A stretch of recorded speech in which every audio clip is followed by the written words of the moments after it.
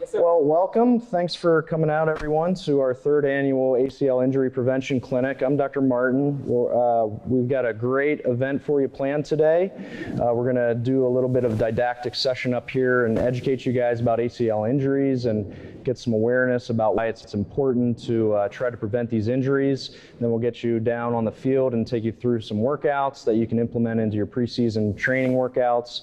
And then we'll get you guys a tour of the facility, some dinner, and then get you to the Rattlers game. So we got a lot to cover. We're just going to dive in and get started. I'm going to start by kind of giving you a broad spectrum of what ACL injury is and how we take care of it and why it's important to you.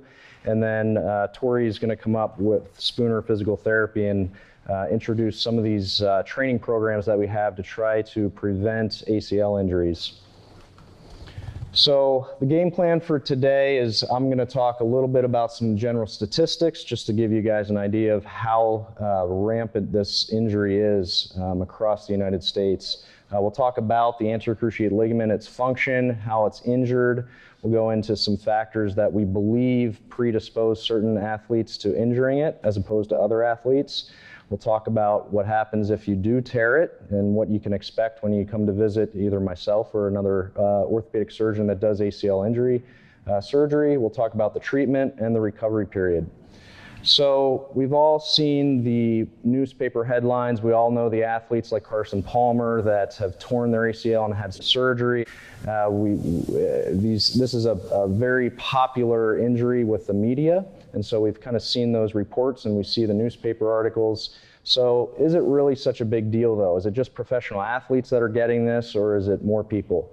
Well, we estimate the best we can that it's about 250,000 injuries across the United States every year. So it's a very common injury. It's one of the most common knee injuries that we do surgery for. It's an expensive surgery, and the recovery period, it can be up to $35,000 for the entire episode of care for you to undergo the surgery and all the recovery period afterward. It takes sometimes up to a year to get back to playing after an ACL injury.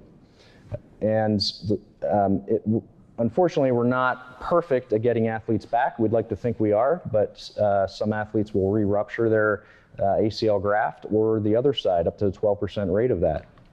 So it really is a big deal. So let's look at the anterior cruciate ligament and the anatomy of the knee and figure out why is this important and how does it work. And so if you look at this cartoon here, this skeleton, as you're walking, you undergo rotational forces of your femur bone and the tibia bone. And so you can see these arrows. As you're walking forward, you're not just undergoing straight and forward motion, but you're undergoing rotational motion. So if you break down the knee and look at its components out here on the outside, and that purple ligament, that's the outside part of your knee, the lateral collateral ligament.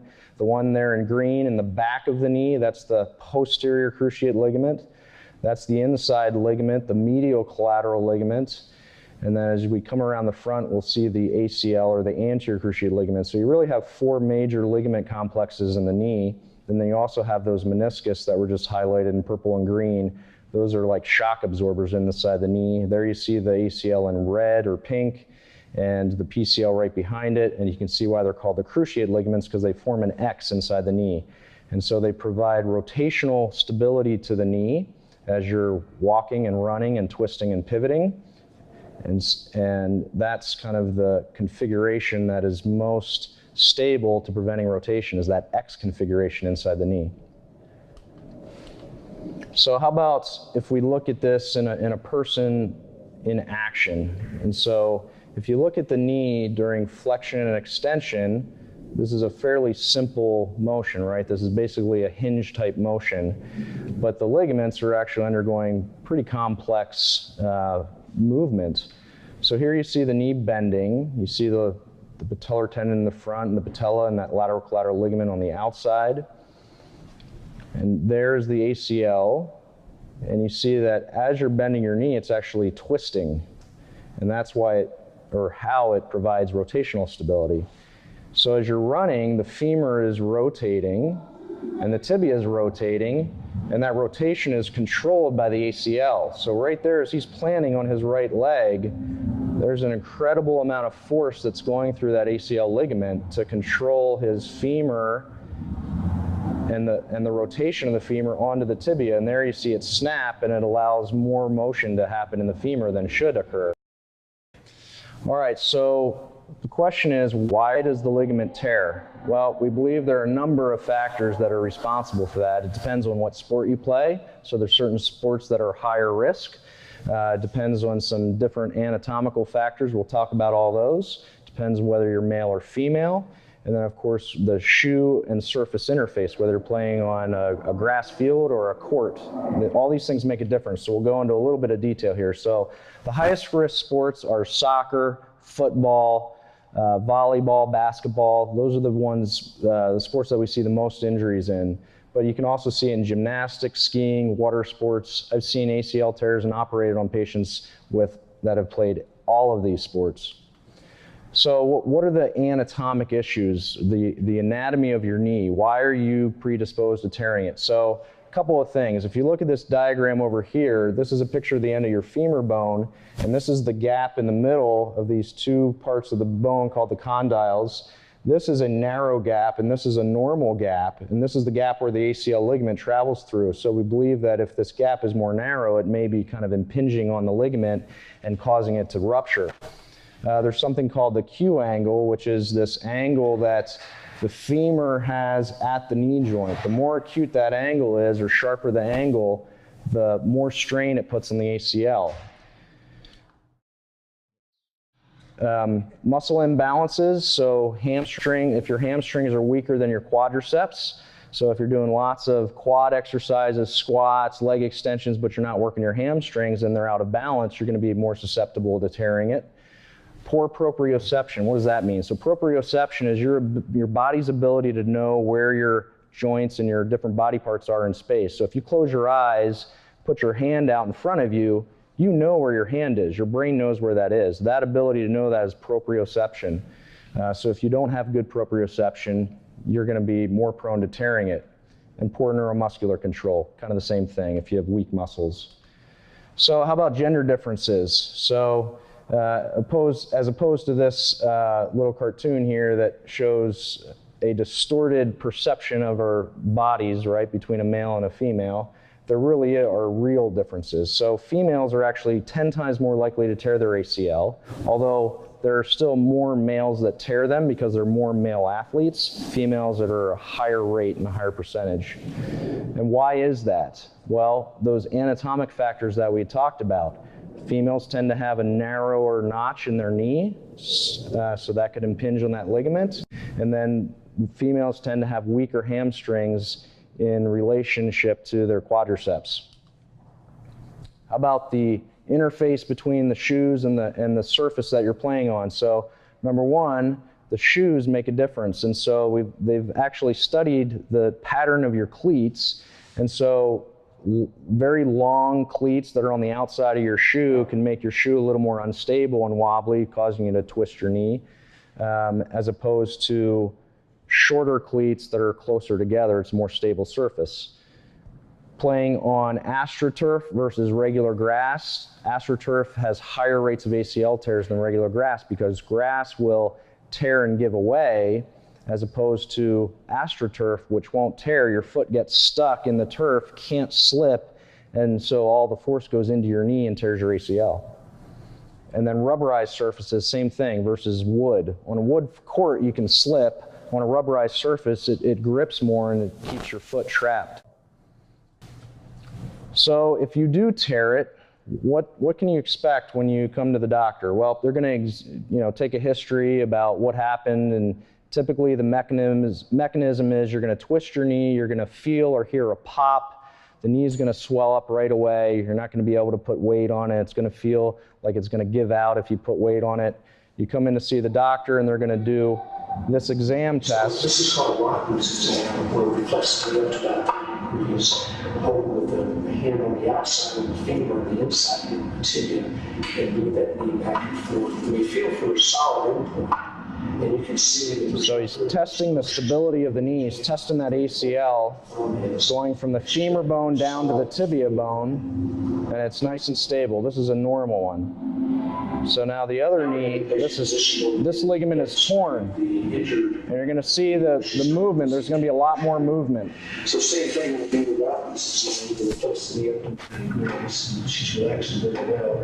And you can see as we move the knee back and forth, how much see how much that tibia moves forward on the femur compared to the other knee. So that's pretty lax. That's a torn ligament.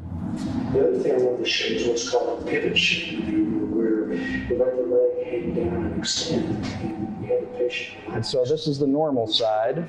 Just a little bit, and then just kind of shift the knee. So this is normal, where the tibia against the femur just slide up and down and not really shift. And so you see this on every Sunday during the football season, during the NFL season, when guys go down and their knee's injured, you see the trainers or the doctors on the sideline or on the field doing this test. You can see that knee, the tibia jump against the femur right here. Right there, it kind of pops. So here the knee is subluxed, and then here it's reduced. So that's called a pivot shift. So those are the two tests that are that show a positive test or a positive ACL tear. So this is now at the time of surgery, looking through the arthroscope, which is a camera, looking inside the knee. This is what a normal ACL looks like. Here we have a normal native ACL. Good tissue. So the femur is above. You see that condyle, the femur right here, and this is that notch. You also notice that the ACL angles from the And it's coming down and inserting down on the tibia. as it comes. And that's a nice normal looking ACL. Here is a torn ACL. So it looks like a mop, right? The fibers are just shredded. So this is actually one of our retired Cardinals players. And that thing is just shredded, completely torn. So, hold on a second. So at the time of reconstruction, you can't repair the ACL ligament. You can't take those fibers and sew them together and repair them. You have to replace them, okay? And so this is just a short 2-minute video here showing that procedure. So this is that same 39-year-old retired NFL player. So right now we're just kind of getting rid of the torn fibers. This is the stump of the tendon left on, or the ligament left on the tibia. So you have to remove all of the tissue, and then you're going to replace that tissue. Here we're into the inside part of the knee called that medial knee, and that's a normal meniscus going around the back, and I'm just probing for, looking for any tears in that meniscal tissue. And then here's on the outside, the lateral side, there's a little tear there. We call that a radial tear. It's going into the fibers, and so it's a small tear. We don't need to repair that. We're just cleaning that up, shave the torn pieces. Now I'm just probing to make sure that we got all of that tear and there's nothing hiding underneath. And you check all of the structures in the knee to make sure they're all healthy and normal.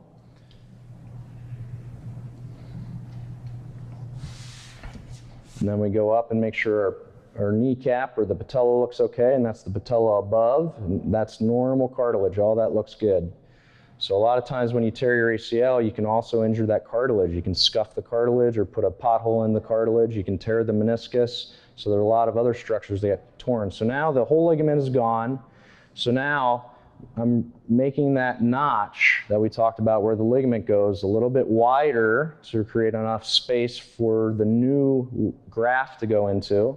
Just cleaning up a few remaining torn fibers of that ACL. Now you're getting a good look at the PCL behind it. And again, they kind of form an X configuration in the middle of the knee. So here's a guide wire that's coming up through the tibia, and this is going to serve as a guide for my reamer that's going to drill a hole in the tibia. And then we're going to drill a hole in the femur bone as well. So there you see the hole in the tibia. There's a hole up in the femur. And so those holes are where the ends of our graft are going to go into. And we'll talk a little bit about the different options for what we can use to replace it. And so now all these sutures, kind of this elaborate suture construct, we're bringing that graft, the new ligament tissue, which is this patient's own tendons, and we're bringing that up into that tunnel in the femur, and it's passing through the tunnel in the tibia. And there's the new graft replacing the old one. So that's an ACL reconstruction. So we won't spend too much time here, but the thing I want to talk to you about are what are the graft options for replacing that ligament. So we tend to use your own tissue. The two main options are really the central third of your patellar tendon, which if you look on this diagram, here's the kneecap.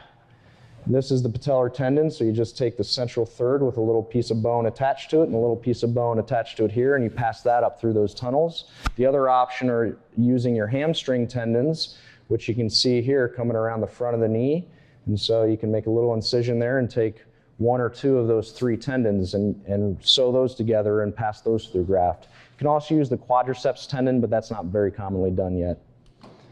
What about the recovery period?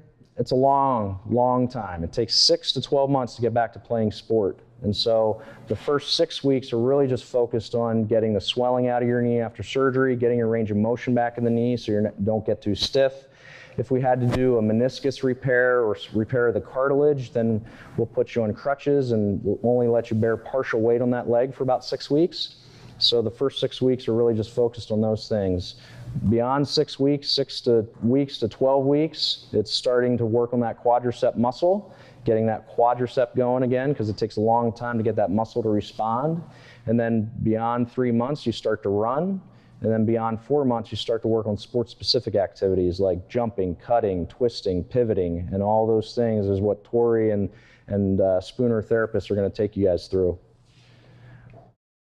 And well, we'll get to this in a second. So what about return to sport? Okay, so if you're a football player, or soccer player, or a volleyball player, when do you know when it's time to go back? And that's kind of a controversial question. Traditionally, it's always been once you get to 6 months after surgery, we see you in the office, we kind of look at you walk down the hall, we measure your quadricep, we make sure there's no swelling in your knee, make sure your range of motion looks good, your strength looks good, and the ligament graft feels stable. It's kind of a crude way of quote, clearing you, but that's the way we've always done it. We're starting to try to get more objective ways of determining that, and so we put you through more rigorous testing with the therapists and have them do a lot of the stuff that you guys are going to do in the next hour.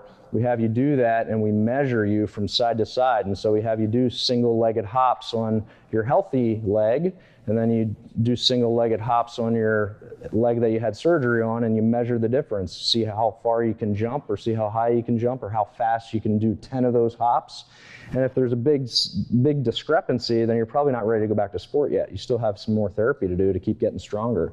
If you're 95, 97% on the operative leg of what you are on the healthy leg, then you're probably good to go. So that process, again, can take anywhere from 6 months at the absolute earliest to sometimes it takes 12 months or even longer for some folks. And so that's how we kind of get athletes back. Bracing is a big issue. Some people wear braces, some don't. The bottom line is we have a lot of data in the laboratory on cadaver specimens showing that the braces decrease the forces that go through that graft.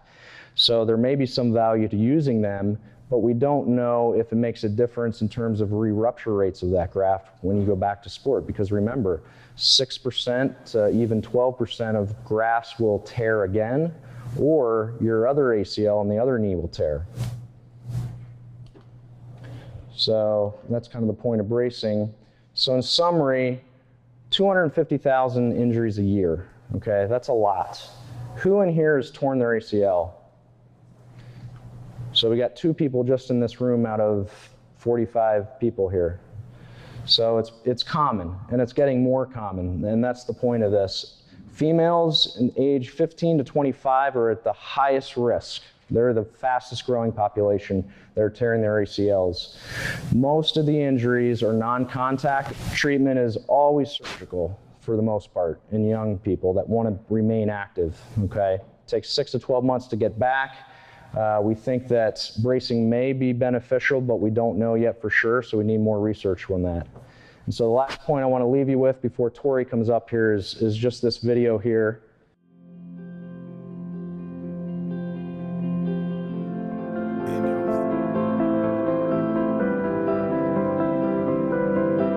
Best season of my NFL career.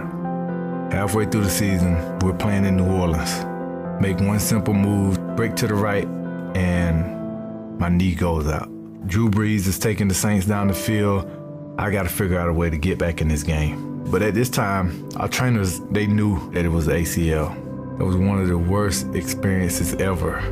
You know, going from, playing extremely well, being at the highest level, and, to be humbled just like that in one single play.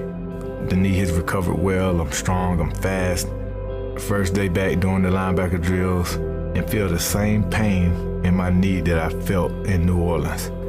And instantly I knew. I rehabbed that second knee injury.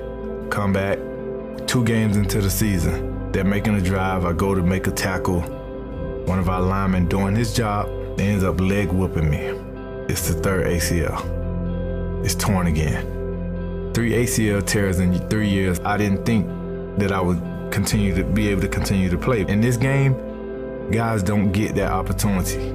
I had to be strong, and if he needed to cry on my shoulder, then let him cry, let him get it out. And once he got it out, there was no stopping him.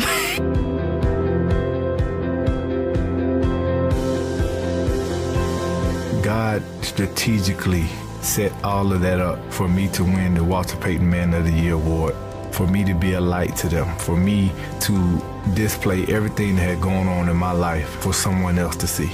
And whether it motivates one person or 1,000 people, it's all been worth it, and I wouldn't change a single thing that has happened in my life. God knew that by this happening to me, I could motivate other people to continue to want to fight and want to push through the injuries or whatever they may face in life, because it's already been written. You just have to follow the process, be willing to stick it out. You have to be obedient, and you have to listen to God. All right, so I played that video not to make a religious statement, but to show you the impact that this injury has on real people. And so Thomas Davis played in the Super Bowl this past season, and after overcoming 3 ACL reconstruction surgeries, there have only been 2 players in NFL history that have done that. I was involved in his second one when I was a fellow in training.